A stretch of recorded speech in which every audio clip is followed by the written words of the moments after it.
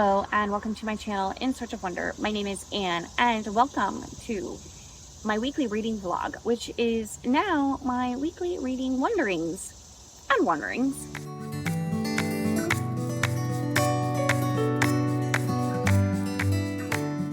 Yes, I am embarking on a minor rebranding, if you want to give it that name, which will hopefully be more successful than the Cracker Barrel rebranding. If you know, you know. We'll see. But I just wanted a name that better reflected what I want to accomplish in this weekly reading vlog, which, if anybody's paying attention, I changed the name of it at the beginning of this year because it was my weekly reading wrap-up. But I had already started to include, more vlogish aspects into it, so I changed it to weekly reading vlog because that was a more accurate name. Recently, I've been really intentional, or trying to be more intentional. I have a desire to be more intentional about actively searching for wonder.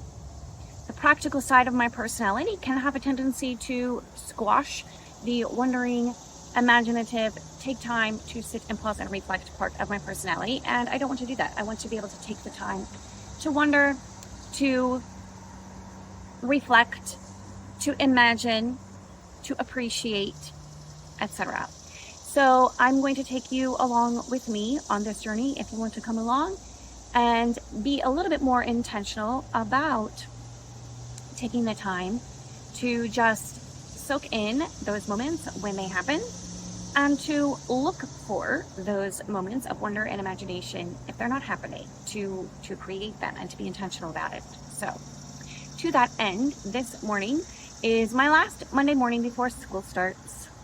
Tomorrow we have orientation, and Wednesday is the first day of school. And August has been a really mild month in terms of weather here where I am, but it also has been kind of wet. Like, we've had a really wet summer, so I haven't been able to sit out on my deck and just enjoy the gorgeous weather as much this August as I have in the past. And so I can today. I did have to wipe my seat down before I sat on it because there was dew and stuff, but I am just sitting out here. I'm enjoying the sounds of the cicadas, seeing the birds, watching the bunnies in my yard, and otherwise just enjoying the nature surrounding me and taking time to bask in that and soak it in. So I am looking forward to more intentionally seeking out moments like that and sharing them with you on this vlog. Although primarily, of course, the focus will always be on the books that I'm reading, because that's all tied up in the whole search for wonder thing, right? And the story and the imagination is all a part of that. To that end, let's get this week started. And let's talk about what I'm reading. I have a lot to update you on because I had a busy weekend and did not have time to film anything, but I did get some reading done. First of all, I finished the Epic of Gilgamesh, and I enjoyed this as you would like a historic literary specimen. Like if you were a scientist examining something in a microscope and it was intriguing and interesting to you. That's how I looked at this book, as a literary specimen. It wasn't a story that I was like, oh wow, I'm loving this story, it's great, I want to read it again. But it was interesting and intriguing. So I didn't really know how to rate it on Goodreads, so I didn't. I wrote a verbal review. Verbal? I didn't say it, I just used words. Anyway, I wrote a review, but I didn't give it a star rating because it's not like a story that I loved, but I mean, the thing has lasted for thousands of years, so who am I to give it 1 star? And I don't even think it's worth 1 star. I found it interesting and intriguing, just not like, ooh, fun story, So it is an ancient story set in the time of the Bible, somewhere between Noah and Abraham, and I found that very intriguing. Part of sitting out in nature is the occasional, wasp that comes flying through. Always gets me a little, anyway. That is interesting in and of itself. Someone had commented on my last weekly reading vlog when I was reading the introduction, and was mentioned that some people who are anti-Christian or atheists or whatever, that they will use Gilgamesh and other stories like that as proof that Christianity isn't real, because they will say, well, this story existed before Moses wrote the Pentateuch, so Moses just stole from them, which is a very interesting theory. I think it's kind of like, in my opinion, and I've heard people say that before, I know that it's true, but in my opinion, it's your perspective, it's your worldview that's framing your conclusions. And it's similar to creation versus evolution. You can look at the same exact scientific evidence and come to two totally different conclusions based on the framework that you are examining the evidence through. So when I look at a story like this, Gilgamesh, and he has the whole, he mentions, things about the creation of the world, and he mentions the flood. There's a whole chapter about the flood. But it's told from a pagan perspective with, other gods and everything. And it predates Moses writing the story of creation and the flood in Genesis. But I look at that and I say, okay, every culture in the world has a creation story, and it usually has the similar threads of story: a man and a woman, some kind of fruit, a serpent, usually even something like that. And then the wrong choice of the people in creation, the first people, their wrong choice, cursing the earth, etc. They all have those threads in one way or another. Sometimes the symbolism is a little bit different, but they all have those ideas. And they all have a flood story. And again, the details are slightly different, but it's a flood that covers the whole earth. And there's, one man or one family is saved in the flood and everybody else dies, etc. So when I see that every culture in the world has this story, then that tells me that we all share this common history, and that all of those common elements contain truth.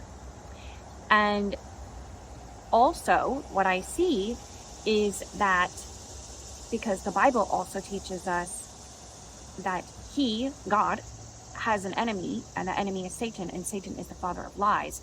I see that Satan has taken what is true and has twisted it into a lie for many people so that they don't see the truth. And every successful lie has a kernel of truth in it. So that is what happens. The Bible contains the truth, but all of these other stories are distortions of the truth. So that's how I look at it. To me, it's more of proof positive than it is proof against the Bible. Also, what was striking me as I was reading this book is it was written, nobody knows exactly how many years after the flood, but after the flood, but before Abraham. And in that span of time, it's amazing how quickly people rejected, again, the one true God, and they chose instead to create these false gods and other stories to explain the things that they know happened, but to explain it in such a way as to remove their own accountability. In particular, the thing that made me very sad is, in this story, Gilgamesh, his friend dies, and so he goes on a search for eternal life. He doesn't want to die.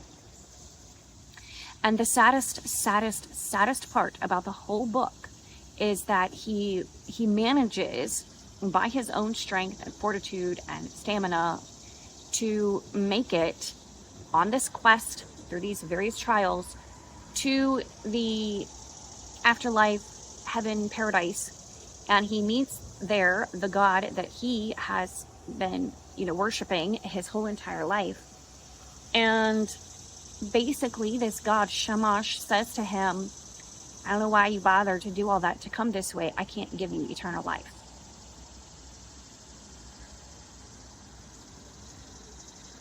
Well, ladies and gentlemen, my God can give you eternal life. And you don't have to go through hoops and crawl through dark mountains, 7 leagues of darkness so thick that you can't see anything and you start to go crazy, because that's what happened to Gilgamesh, in order to find yourself suddenly, on the other side in paradise, only to be an outsider there and told that no man, no mortal can have eternal life. That is reserved for the gods alone. And Gilgamesh, and obviously, and I don't know how this math works, but Gilgamesh is 2/3 God and 1/3 man. That was not enough to gain him entrance into this eternal life. His fate was, like his friends, death. And that was it. No hope for him. So that was the saddest part of the story to me. So, yeah, Gilgamesh. And then I read Edmund Bertram's diary. I finished that one. I talked about that in my last weekly reading vlog, and I don't really have anything different to say. It was good. Some people don't like how much she sticks to the novels when she writes these books, because they want her to, I don't know, bring her own twist to it or something. I'm not like that. I'm definitely the market that she's trying to reach with this story. Like, I want to spend more time with these characters as Jane Austen wrote them. I don't mind a retelling that changes certain things as well, but I enjoy a book, because one reason that I read Austen retellings is I want to spend more time with these characters. I want to see them from another perspective. I want to imagine them in various settings, and I want to imagine, like, from a different perspective in the story, because we get mostly Fanny's perspective, but this is Edmund's perspective. So it's fun to see the same story happening from his perspective. And I think in that respect, Amanda Grange does a really good job. She is telling the story from Edmund Bertram's perspective. She stays true and faithful to Austen's story. She stays true to the characters. She stays true to all of that. And I think that is a good thing. I liked that. And I think she successfully gives us Edmund's perspective. I did see in some reviews on Goodreads that some people said they didn't really love Edmund, but then when they read this book, and they liked him a lot better. So, there you go. If you are not a big fan of Edmund Bertram, then you can read this book and you get a little more empathy for him and understand his perspective a little better. So anyway, I thought that aspect of it was well done. The one thing I did not like is that it did lift verbatim a lot of dialogue from Austen's book. I wouldn't mind if it lifted narrative aspects, but it lifted dialogue. And I thought that was just unnecessary and kind of boring. If he had just mentioned the conversations, that would have been fine. But he actually wrote out entire dialogue in his journal, and I didn't like that. I ended up giving it 3 stars. It was fine. It was not my favorite in that series. Some of the others I like better. So I finished those, and then I started 2 others. Both of these are Prairie Trail books, and I have 1 week left. And I would like to finish both of these. I don't know. This one for sure I will. That is Laura's Shadow by Allison Pittman. I read a couple books by Allison Pittman. I really liked The Seamstress, where she takes a minor character from A Tale of Two Cities. I think it's a minor. Now I'm second guessing that, but I think it's not a main character in A Tale of Two Cities by Charles Dickens. And she writes a whole story that's separate from A Tale of Two Cities, but kind of drawing from that character. She's doing the same thing in this book, Laura's Shadow, but she's taking a character from one of the Little House story, I think the characters appear possibly in more than one book. Some of them do, but they are all in De Smet, South Dakota. So this is set in De Smet, South Dakota, and a town nearby, Silver Meadows, where Laura taught briefly. So we have 2 of her students, a brother and sister, and then there is the guy Cap Garland, who is a friend of Almanzo Wilder. And apparently, I don't remember this from the story, but apparently he was interested in Laura Ingalls as well, but Almanzo was the one, obviously, who ended up winning her heart and marrying her. So this story isn't really based on the Little House books at all. It just takes those minor characters and weaves a whole new adjacent story. It also has a dual timeline, so we get a 1974 timeline with descendants of the characters in the 19th century story. So that's fun as well. And I'm really loving the character in the main character. She just has so much verve and spunk. Trixie Gowan is her name, and she's just a delightful character, and I'm really enjoying that. So I just started it yesterday, and I'm already 25-30% of the way through. It's really easy reading, enjoyable, well written, loving that. And then we have The Pioneer Girl by Laura Ingalls Wilder. So I am being surrounded by lengthy introductions in books lately, which I don't always take the time to read, But the Epic of Gilgamesh, the introduction was the same length as the actual book. Okay. And in The Pioneer Girl, it is edited and annotated by Pamela Smith Hill. I have just gotten to the part where Laura Ingalls Wilder wrote her autobiography, and this predates her Little House series. It was never published during her lifetime, and I mean, I think this is the first time that it was actually published. So Pamela Smith Hill is in the introduction giving the whole history behind how Laura came to write this autobiography, how her daughter Rose helped her editing it, the various editing formats that it went through and changes that were made to it, revisions, and the different publishers that they sought to publish it, and etc. So she details that whole history of it, which was interesting, but it was very lengthy. So I'm this far in the book, and that was just the introduction. So now I'm getting to the actual story, but I'm realizing that you know, I don't think her actual story is going to take very long. So we have, here is the actual story. Here are the annotations. Okay, let's look. These are the annotations. All of this is annotations. This whole 2-page spread. Annotations. So, I do not know how much of the annotations I'm going to read this time through. I'm sure they're very interesting and informative and enlightening. I think right now I'm just mostly interested in reading Laura Ingalls' actual words. And then if there's something that I really want more information about or, you know, context, then I'll read the associated annotation with it. But we'll see. I have a week to finish these Prairie Trail reads, and I have finished everything that I needed to read in August. So this week is left free for whatever I want to read. I have one other fun book on my shelf that I borrowed from the library that I may try to get to, but we'll see what happens. All right, this was a very lengthy opening clip. I thought it might be because I had a lot to talk about, so that's how it goes. I don't know how much I'll actually get done reading this year this week because of school starting, so we will see how it goes. But there we go. That is my first update for the week.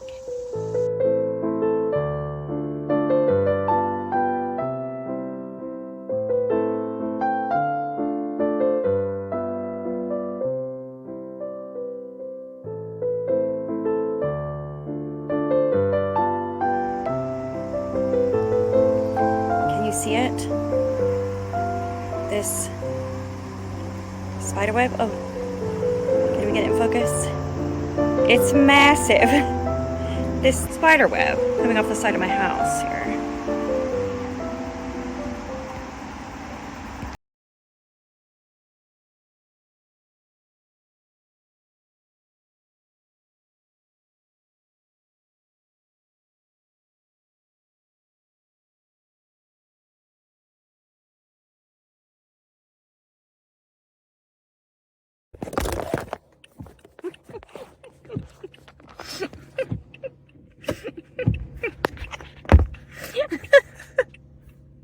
Well, we're off to a great start here. Okay, turn off the windshield wipers. All right, that was, oh my goodness, and the blinker. Okay.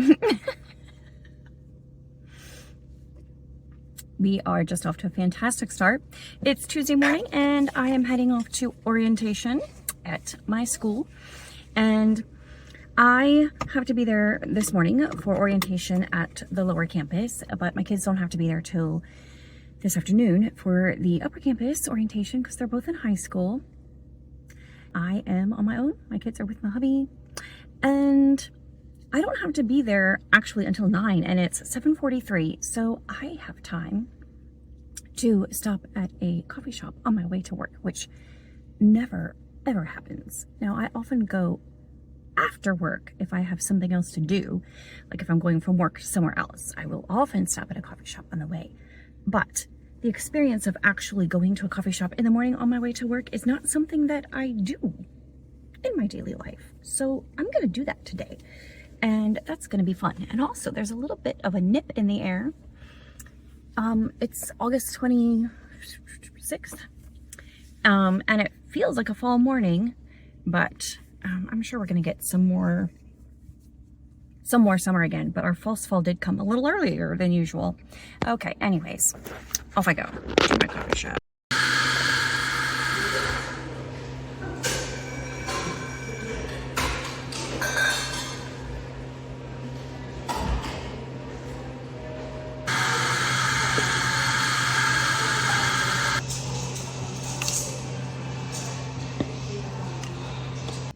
Later the same day, I am waiting for my boys to come to go to the high school orientation, and I just wanted to pop on here real quick and say that I was reading more of this Laura's Shadow over lunch, so I thought I would give a quick update. This is a dual timeline, and so the current timeline is the great granddaughter of the woman in the historic timeline. And the woman in the historic timeline, I can't remember if I've said this before, is a character in the Little House on the Prairie book, in These Happy Golden Years. And I think that's the only book that she's actually in. So she's a minor character, and Alison Pittman builds a whole story of her life, with some other characters sprinkled in. In particular, Cap Garland gets involved in the story, which I don't remember much about him. I recognize the name, but I don't remember much about him. But he features in the story as well. So the historic woman, the great grandmother, she is still alive in the modern, well, the 1974 timeline. And she's very old, but she's still alive. And so that's an interesting dynamic. But she has things about her life that she has never told to her progeny, her daughter, and then granddaughter, and now great-granddaughter. And so finally she knows that her time is short, and so she's telling her great-granddaughter her story. She's slowly revealing her secrets. Truthfully, at this point of the story, she's not a very likable person. She's definitely an unlikable character. And what I'm not sure is if I'm supposed to be sympathizing with her or not, or if I'm supposed to be aware of her shortcomings, because to me she seems really, she has a lot of hard edges. I don't want to say that she's self-absorbed, but she's definitely has some hard edges because she's had a hard life. So I think in that sense she's a very realistic character. She and her brother are on their own. They're like surviving in the world, and then her brother gets married, and so then that creates some complications. And our main character, oh goodness, what is her name? Mariah. She doesn't do well with that. She doesn't do well with the change, and because she and her brother have like supported each other for so long, she struggles with this new relationship dynamic, and she makes some terrible choices, and she frankly doesn't work super hard at the relationship with her brother and sister-in-law as it changes, as the dynamics change. And she ascribes negativity to some of their interactions that, in my opinion, as a reader, doesn't need to be. Now, do I think that because Alison Pittman is describing the situations in this way so that I, as a reader, am realizing our main character, Mariah, is, you know, she's got some flaws here that are corrupting her perspective on things. Or am I just seeing that because that's my worldview casting onto the book, and I'm not seeing it as Alison Pittman wants me to see it? Should I be completely sympathetic with her and the way her brother and sister-in-law are treating her? Or am I supposed to see through her reactions and realize she's overreacting and that they're not really being as terrible as she thinks they are? They're not being terrible at all. I mean, it's just, you know, complex human relationships and dynamics going on. So that's what I'm pondering over, and I don't know until I get to the end of the book, and I'm about 3/4 of the way through, I guess. I won't know until I get to the end of the book really how everything is going to play out and what will be the case. Will their relationship smooth out and resolve itself? Will she work through some of this stuff? Or is it just going to be, she's just a hard-edged character and that's how she is? I don't know. We will find out as the story goes on. And the 1974 character, I really like her personality and everything. But again, there are some aspects of her storyline, I don't know, I'm a little bit like, I'm not fully on board with. So again, I'm kind of want to see how things play out. But the actual writing is great. I realized, I don't know if I mentioned this before, but I've actually read 2 books by this author because I looked up. Loving Luther, which is a biographical novel about Martin Luther's wife, Katrina, I think her name was.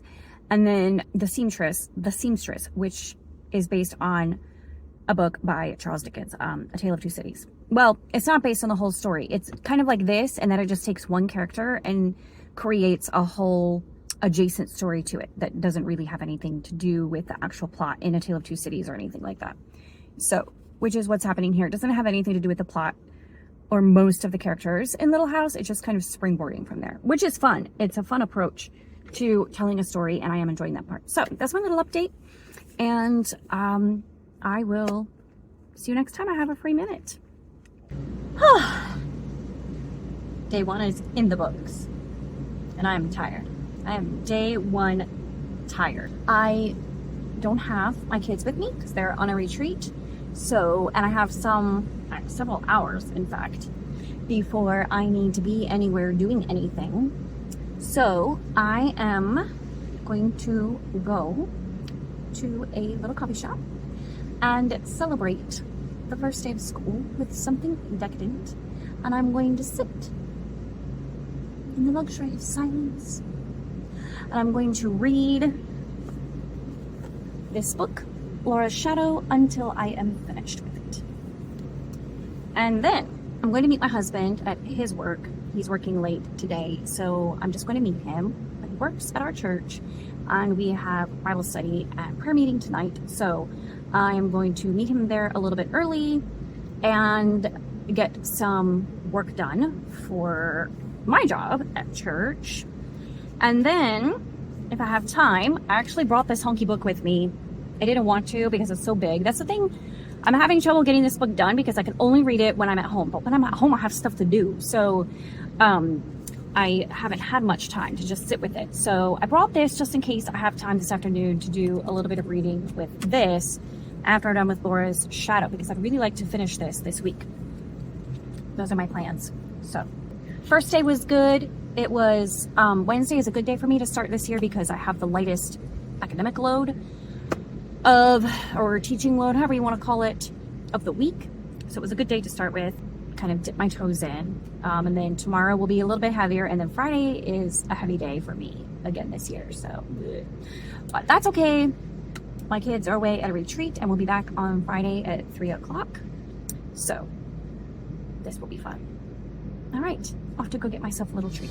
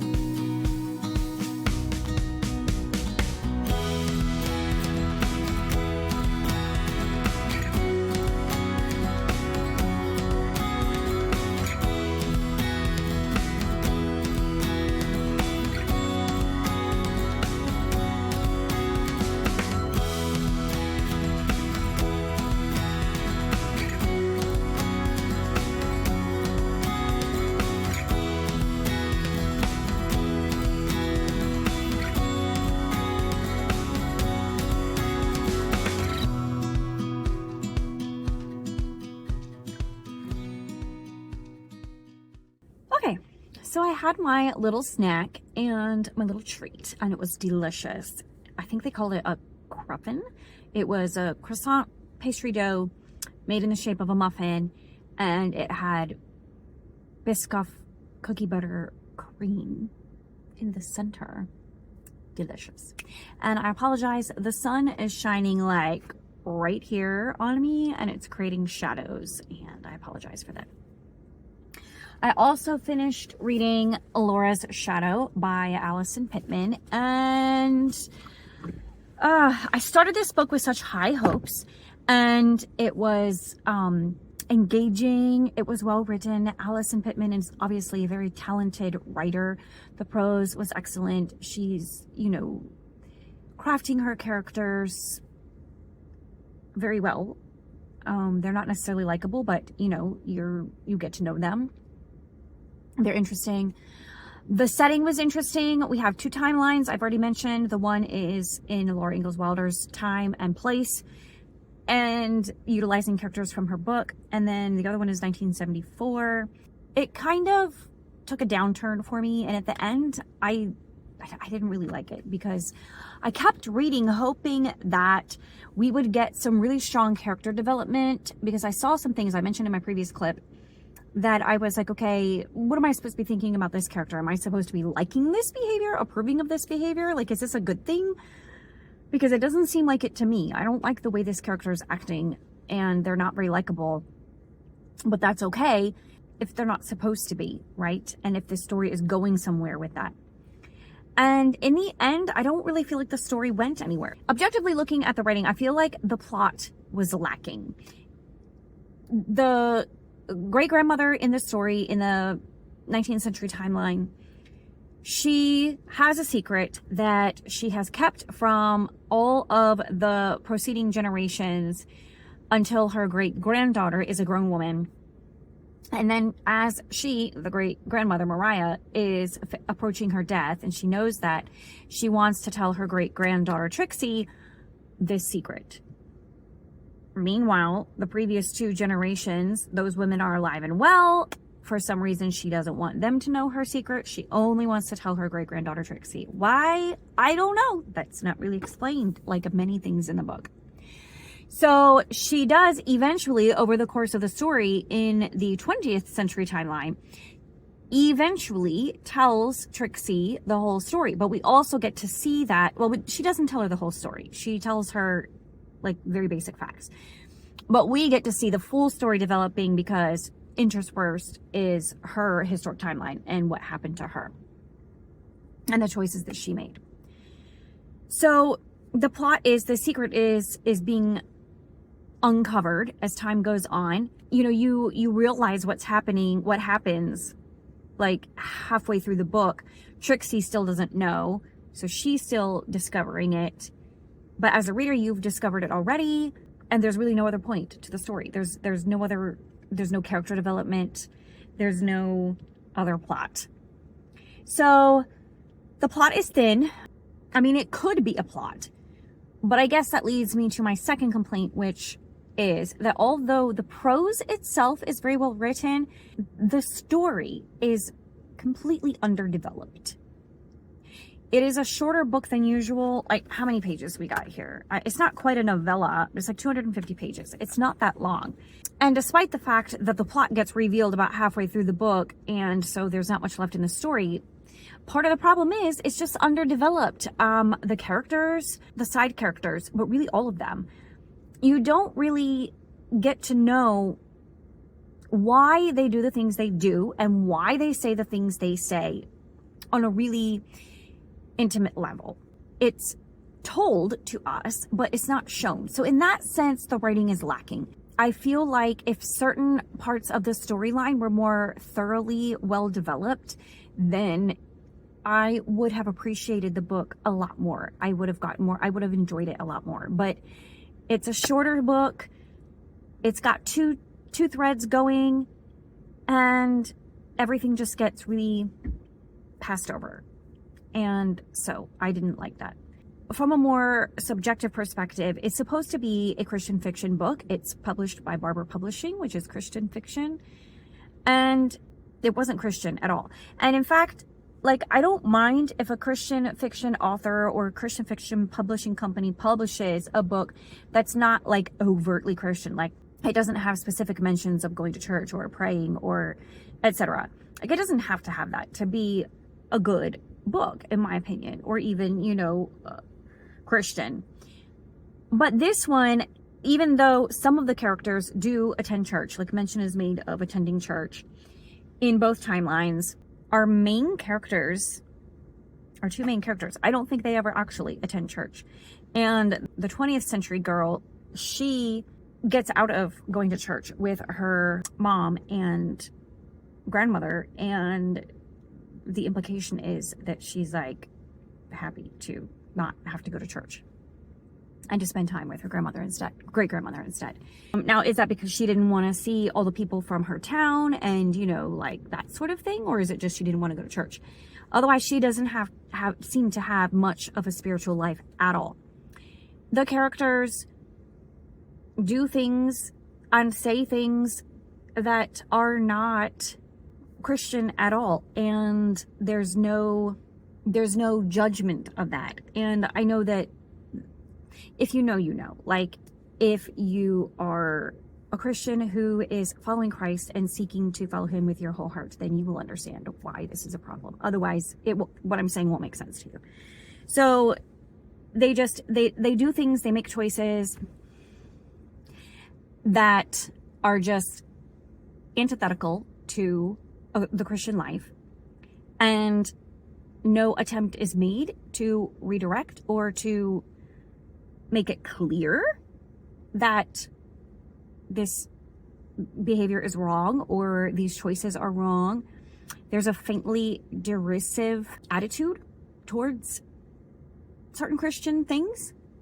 So it's unchristian. It goes beyond just being not overtly Christian to being fairly unchristian, actually, especially being published by a Christian publishing company and written by a Christian author. I have read many secular books with a stronger Christian worldview than this one.